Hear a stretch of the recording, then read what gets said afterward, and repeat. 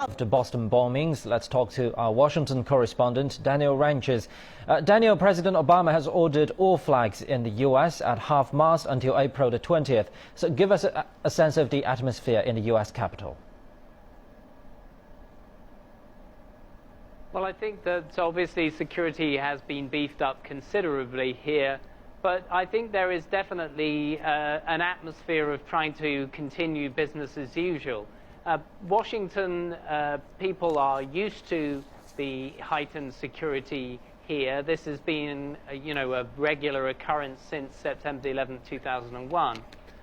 I think there is genuine sadness. I think there is genuine shock because there has been a long period where there have been no terrorist attacks.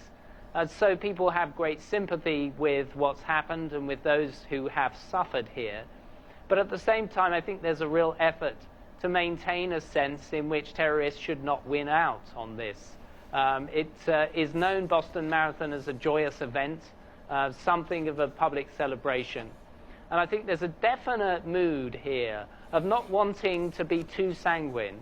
Yes, people are very sad. They are, flags are flying at half-mast. But at the same time, people want to emphasize the notion of being resilient. And I think that will be a theme that the president will emphasize in the coming days, that America is bigger than the terrorist attacks.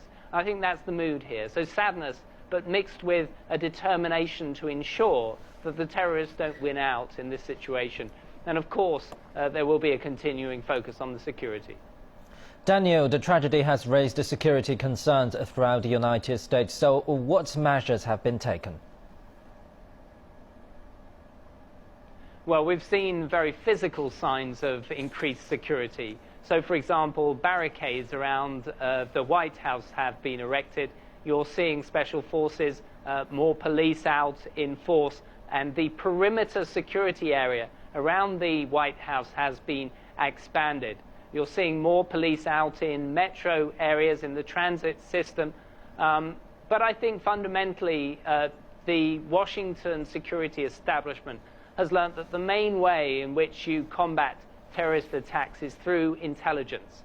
That being international combating of terrorism through monitoring of networks and the noise of digital devices and technology and communications.